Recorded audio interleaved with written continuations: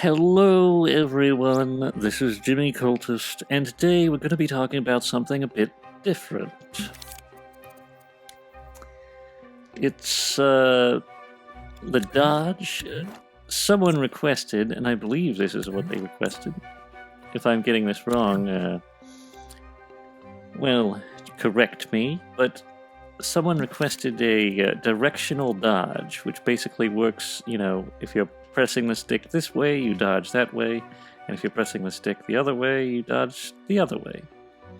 A directional dodge, I guess. I don't know what to call it specifically. I'm not a game designer. Well, I am, but I'm not that kind of game designer, I didn't go to college for all the rich kids or whatever.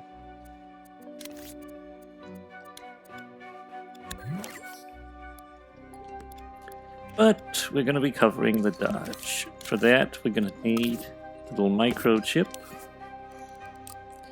Going to label it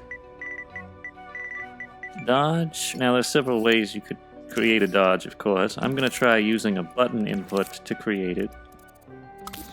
And we're going to put down a node. And I think with every dodge, we probably are going to want to use the left stick, specifically left stick local. So I'm going to stick that in the node. We're also going to need a lock-on system. For any good dodge that has directional inputs, you're going to want a lock-on system of some sort. So we're going to have... Oh, we want one called cam. And all this is going to do is serve as a mount for our camera lock-on. I've talked about lock-on cameras before, but we're just going to do a quick refresher in case you forgot. Make it so that Z is facing forward and Y is facing above. That simple. With this tag. And then we just go to Stamp Shape, Mirror, Grid Snap. Stamp it out. You can give it a little knob on the front so you know which way is forward and which way is back.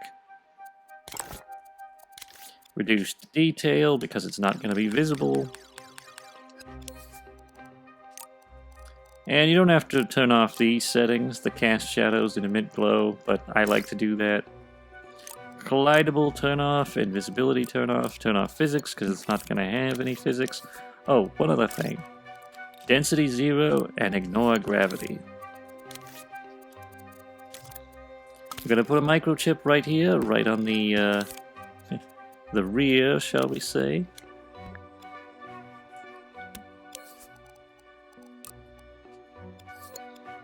Add an appropriate microchip.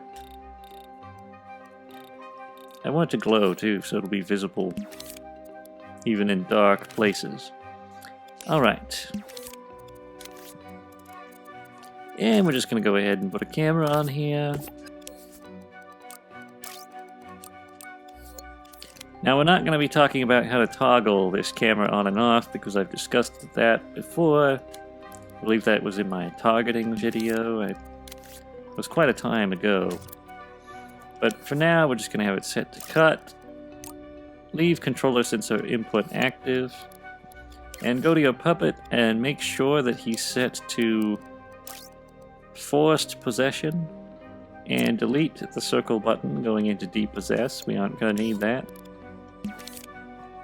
Oh, one other thing you're going to want in here is a teleporter, and it's going to go to cam, which is the position of our tag.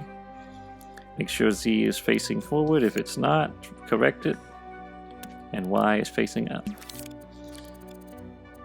Then we're going to take out a lookout rotator, set to detect a tag labeled target. And also set it stay upright.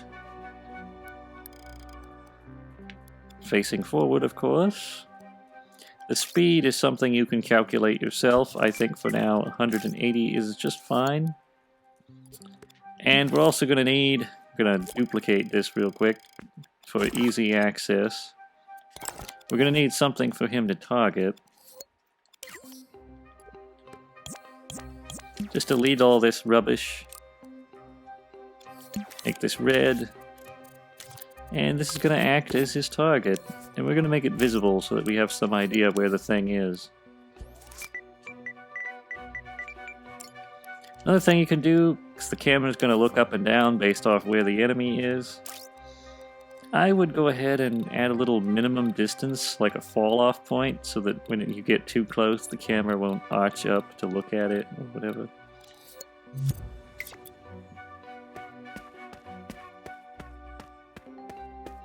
But that's pretty good. Now, if you want free movement, it's okay to leave the puppet like this, but I think I would prefer if the puppet actually matched the orientation of the camera.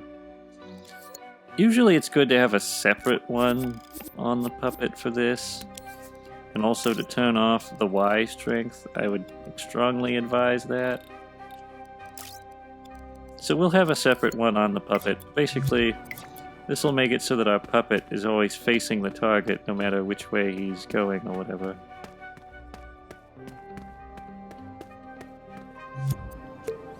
That way he can strafe. Now, we've got all the cameras and things set up, so it's time to start talking about the real meat and potatoes of our subject, which is the dodge. Now, I've done some experiments with this dodging before, and I have some rather regretful news. It's not too bad, but it's just a little bit of a disappointment. It's hard to do backwards and forwards dodging combined with right and left dodging. It seems like if you have just right and left, or just forward and backward, like alone, it's not a big deal. But both at the same time is just a little bit tricky to get to work properly. They seem to cancel each other out. It's rather annoying, but we'll get to that. I'll demonstrate the problems with that. I do have a potential fix, though, if you're making a game. We'll see how that works. For now, though, we just need a node, a splitter, another splitter, and two other nodes. Positive will go up here, and negative down there. And now we'll take out a keyframe, and we will take out a NOT gate. Connect the NOT gate to these two nodes. I think you can already tell where we're heading. Play once on the timeline. This is going to prevent playback with the switch. La-di-da. And we're also going to want a right and a left dodge. For that, we're going to need a mover. I think that's the best way to do it. And you could set movement strength and overall dampening to high.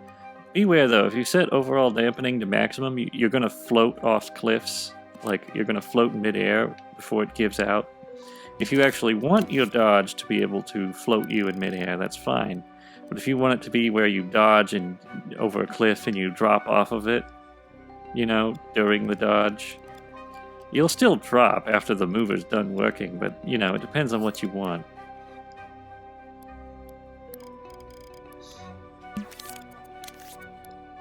Let's judge the speed. Yeah, that's slow. We could use something a bit more responsive. Let's say 12. That's pretty fast. I think that'll work. And we'll make it just a little sliver. There's no need to have it so big. Alright, so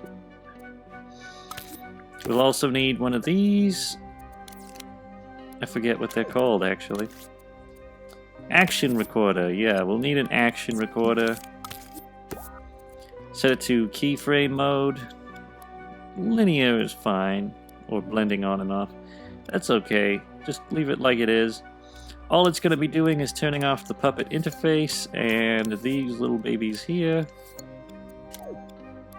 Oh, it's also going to be shutting off our procedural animations, procedural walk, and just plain procedural animation. Set it to loop so that we can lengthen this baby out.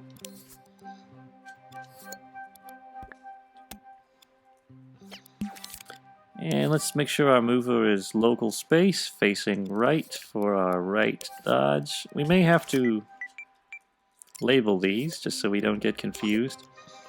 Also, we may have to rearrange these inputs depending on how things work out. I still don't know exactly what we're dealing with in terms of maybe left should be above and right should be below. We'll see. But for now, we're just going to copy this, stick that in there, and alter the direction to right. Actually, this one should be facing right because it's labeled right. So his right is that direction. My right is his left. Very confusing. Well, not really, actually. It's very elementary, but you know how it is. When you're working on all these wires and things, you sometimes go a little bit stupid. But we'll just go ahead and put that down there. I also want it so that an input from a button activates our little node. So we're going to set this to play once. Make this timeline red. Put a switch down like so. Stick it in the power of the node. There's another way to do this, but this one seems like a good idea to me. I may demonstrate the alternative method just in case. But for now, this ought to do nicely.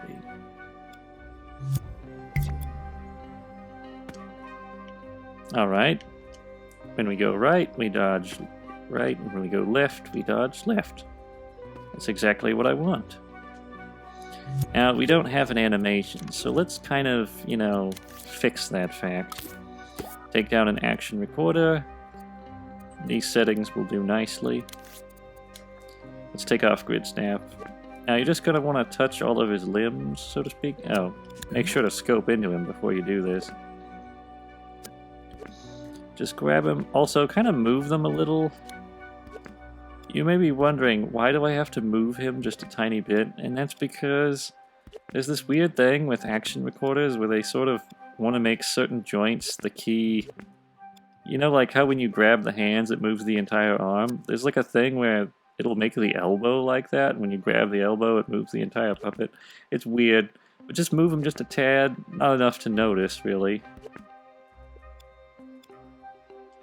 And grab all of these so that you have a basic animation for him to return to. Because otherwise, blending this is going to be really hard. He'll perform the animation, and then he'll reset to an absolute, janky, ooh, all of a sudden I'm back in my normal position. And there was no linear blend or anything to make it look nice. Anyway, let's take it ahead, scroll forward. Oh, another thing I forgot to mention. Copy this, because you want this basic... this unmolested animation right here. Alright, let's go. Scroll forward. Well, maybe we don't want him to do it that way. Let's try crouching and then like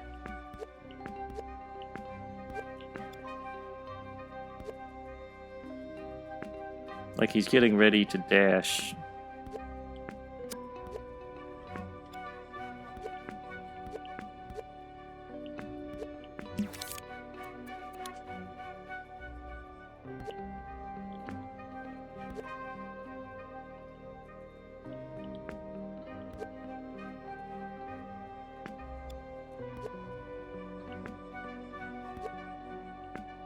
I don't know if this will look that great, but at least it'll look better than having nothing.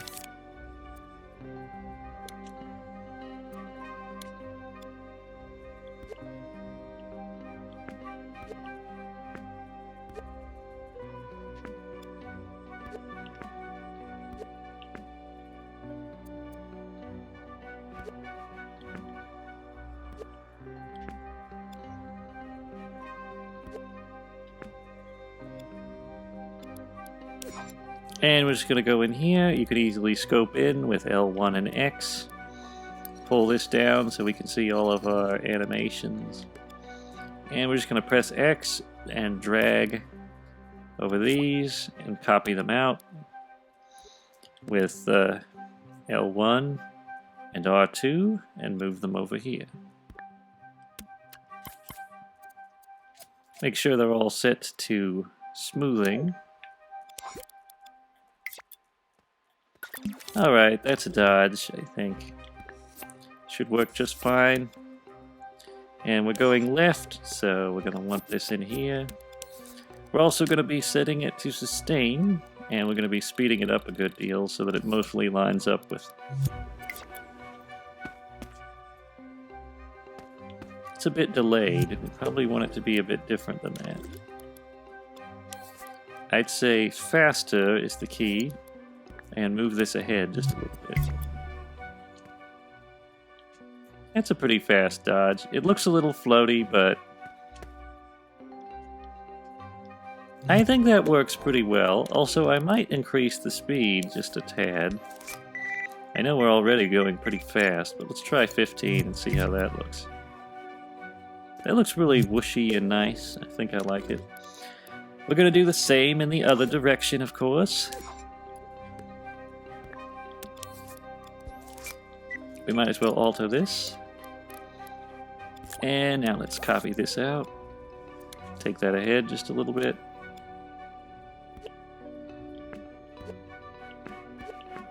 And as before, this is him getting ready to dash.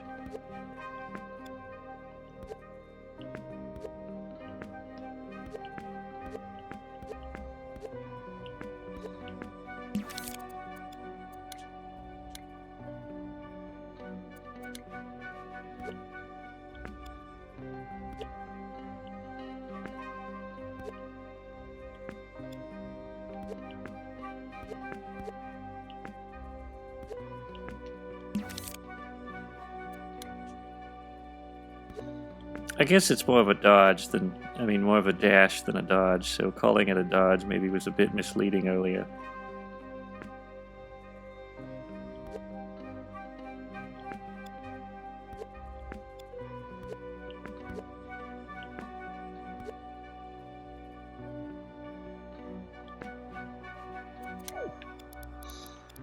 And we're just going to go ahead and repeat the same process of copying these beginning frames to the end so that we have a nice blend. Make sure smooth is on. You can tell smooth is on if there's a green line instead of this white one here at the bottom. So just double tap that and it should reset them all to smooth. And the length is actually pretty good. Sustain. Let's see how long this one is. Well, we want it to be a bit faster. Want them to be roughly equal to one another.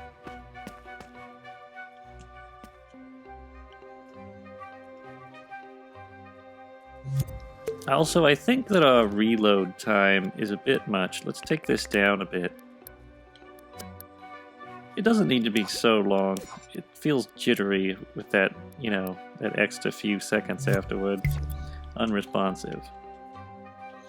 You'd probably have a stamina meter to help you from spamming this, keep you from using it too much. But there we've got a good right and left dodge.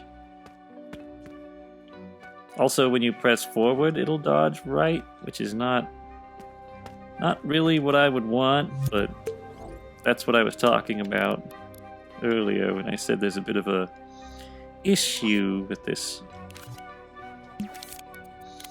Now, I'm going to outline an alternative method that may actually kind of solve part of this problem, at least sort of, which is using a combiner.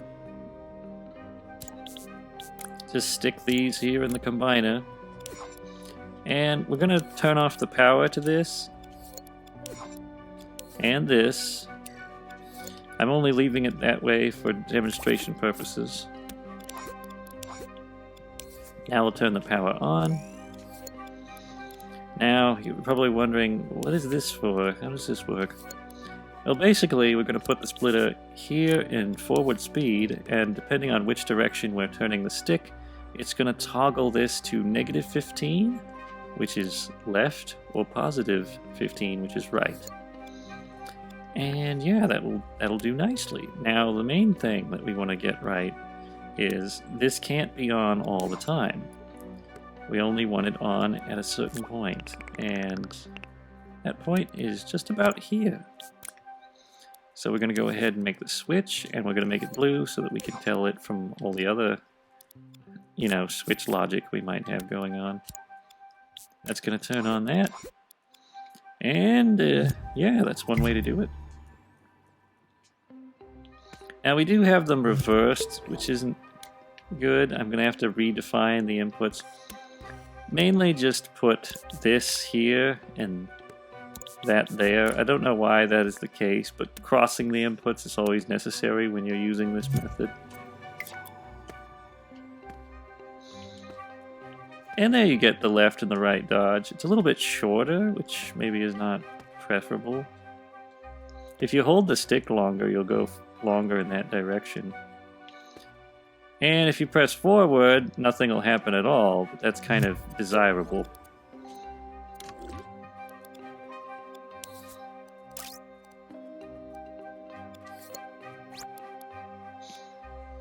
Yes, so now we're going to talk about forwards and backwards, because forwards and backwards are their own little problem.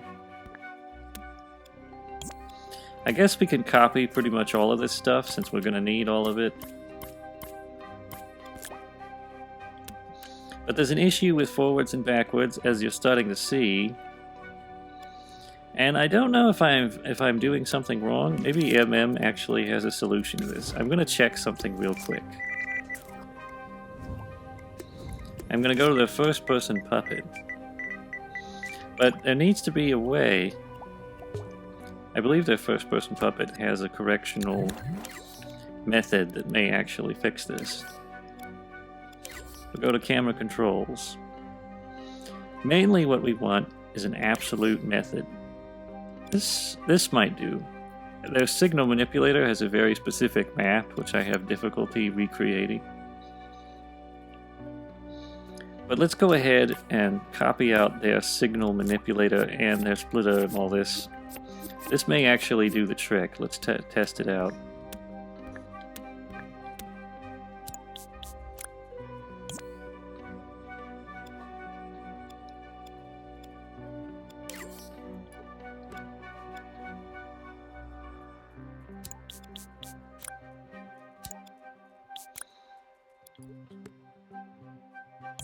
Just go ahead and delete that and stick this in here instead.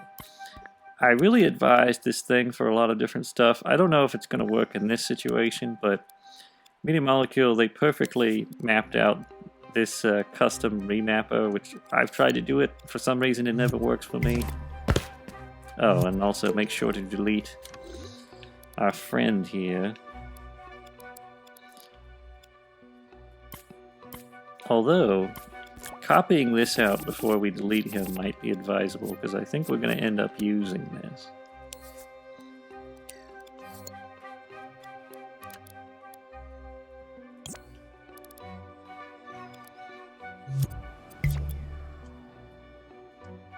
Oh, once again we are going to have to reverse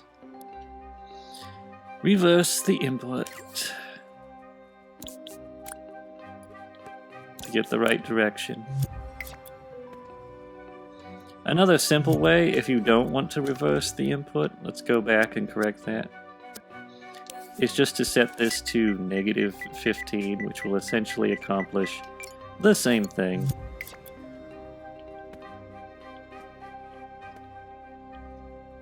Now let's try forward. Yes! That actually corrects the issue. When we go forward and backward, it doesn't activate. So, false alarm, I guess. This really does just, you know, this is the secret sauce using MM's system.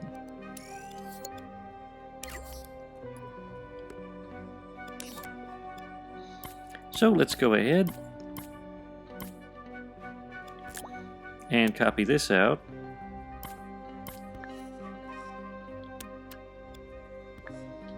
And the only thing we're going to be doing differently is turning this forward. instead of to the side. And we're also going to be renaming these F for forward and B for backward. We might also make them a different color from the top one so that we don't get confused. A distinctive color. About red. And let's see. Stick this in the forward speed. And there's something else we've got to do. Oh yes, we've got to put this in there and that in there, if I'm correct. I think the circle input should still work for both. Now the animation we're going to have to delete because it's not really useful, but let's go ahead and give it a try. Oh, what other thing you might do? I might have like a universal. Just take these wires and stick them in this fellow here. It'll save you a little bit of logic, shall we say, and we'll just get rid of that. So this guy universally shuts off all of them when they're active. There's our backwards and our forwards dodge. Of course, there's no animation, and then there's our right and left. And it's a little finicky. You've got to make sure that the control is facing exactly forward and exactly, you know, exactly backward. So it's a little finicky, and it could use some adjustment. But I think you guys could probably figure that out. Let's take a look real quick. I almost want to make it so that his backwards jump also flings him in the air a little bit, like he's doing a flip.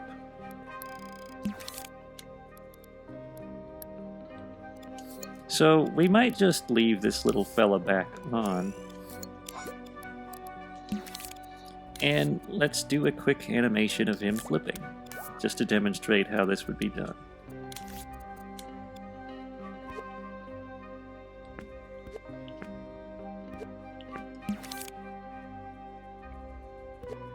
We want him mostly in the center.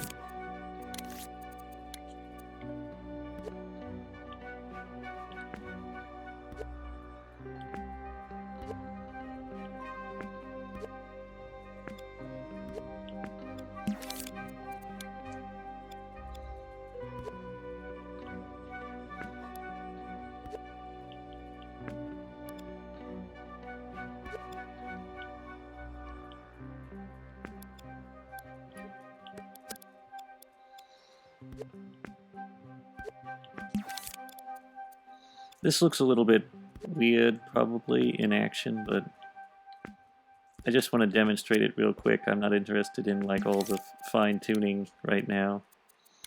Also, shorten the speed on this. We want it to be pretty quick and snappy.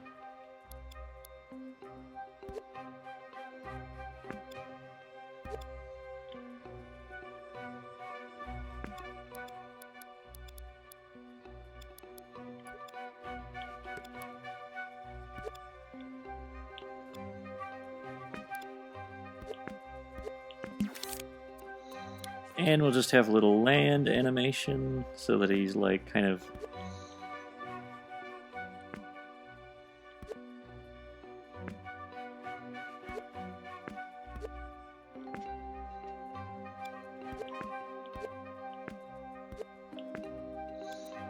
that should make a nice flip.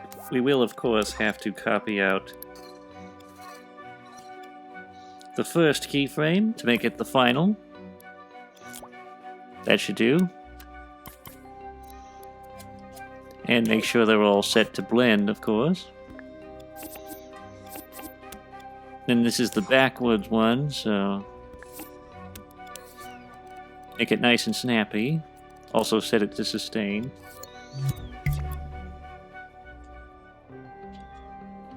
Okay, that's not the one we wanted.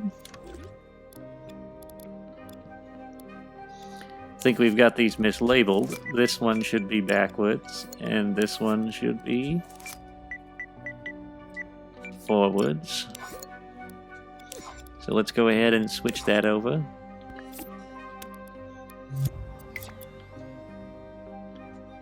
It's a very fast flip. I'm not quite sure I'm in favor of it being that fast. Let's make it a little longer than that.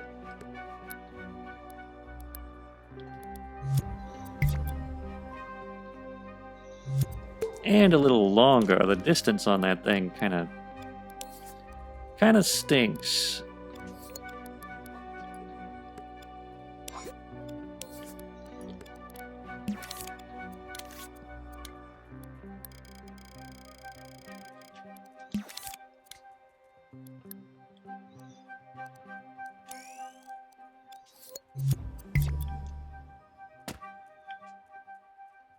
That's pretty good.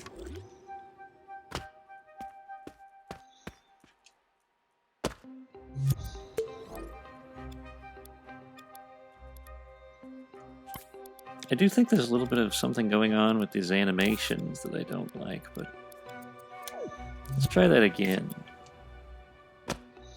Oh, I think I know what it is.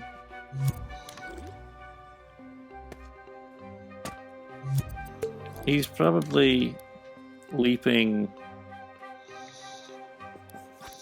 He's probably leaping sideways as well, so we'll want something to shut that off. There is a simple fix, of course, which is basically just copy out the keyframe, go in here real quick, and delete all these, except for those two.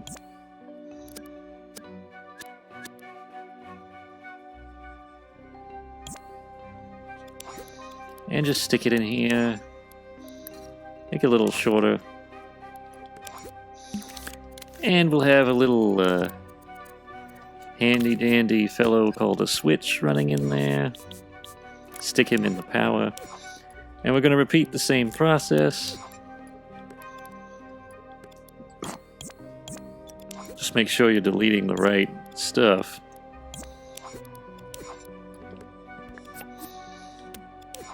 This will allow us to shut off the input if we so desire. Just stick it in the power of the timeline, the secondary one. And I'm going to have a separate keyframe for this, just so we can keep them organized. I'm going to make it yellow. I also want to be able to control the length if necessary. Another thing you could do is speed them up so that they get over with quicker, and that way there's no fear of overlap.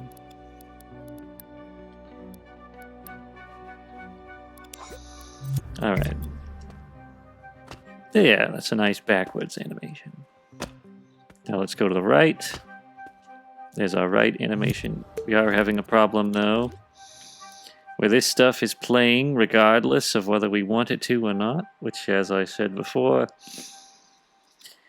that's the big issue. The big problem that you have is if these are separate, you end up with this issue every single time. But there is a remedy, a possible remedy that I have thought of. Basically just copy out this first little hurdle here, delete that, and stick this in here. Now, if I'm correct, you may be able to fix this issue where when you're going right and left with a different input. And I'll show you what I mean. This is a little bit complex. I don't know if I've ever seen a game actually use this system, but in case you want an alternative, I don't know if there's a way to fix this in Dreams, the forward and the backwards problem. Because when you're going right, it kind of messes with these inputs. You can even kind of see it. Here, let me give you a demonstration of what I'm talking about. We're going to turn him to wireless. Alright, notice I'm pushing backwards and forwards, but it's still kind of affecting these fellows, and it's triggering them just a little bit.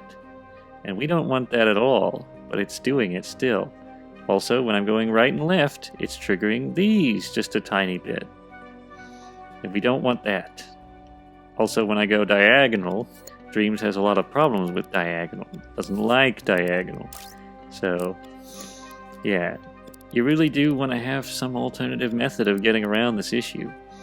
Now, the issue that we have is, if you want to use another button on the controller, it's going to get a little bit more complex to remember. But not only that, it's going to limit your ability to use that button for other things, like jumping. I would advise just have a right and left strafing dodge, because that's fairly useful and allows you enough tactical input. You know, I think that's pretty good.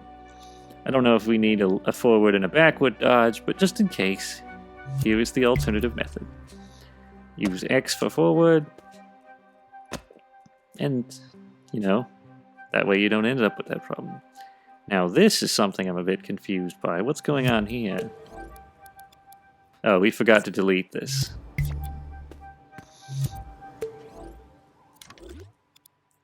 I'm gonna go ahead and copy the animation for, you know, for this leaping. And I'm just gonna press reverse, because I really would like to see this all, you know, come together completely. The forward animation still looks dull and stupid. Alright, let's move this over. Alright, that should work. If I've got everything. Oh yeah, we have to press X, of course. That was a little bit insanely fast. I think we'll just go ahead and delete that. I know we went through all that trouble, but let's just try it out without it. Ooh boy. That's an insanely high leap. We're gonna wanna make this a little bit less ridiculous.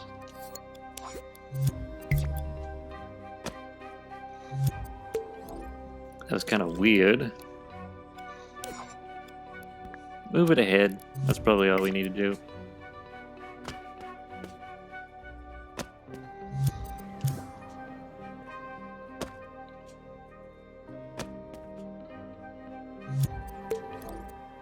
Again, he doesn't have a lot of give. And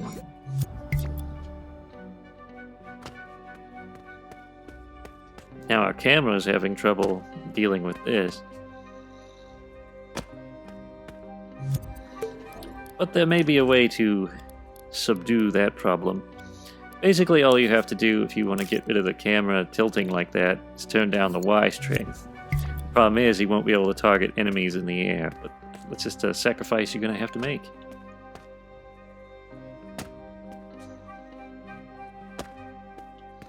Now we have our right and our left, forward, and our backward. And there you have it. A dash or a dodge or whatever you want to call it that works with directional input. It is a lot of extra logic, so yeah, maybe consider this, you know, I guess it's 1% extra, that's not much. But just keep that in mind when you want to implement this system. Also, it looks a little confusing and gets a little confusing working on it. And I did use the remapping method because it's a little better than just using average, you know, stuff. But that's it. Hopefully you found that helpful. We're going to give a quick shout out to our monthly subscribers on Ko-fi, our supporters, that is, the fellows who keep us so industriously employed. And that's all.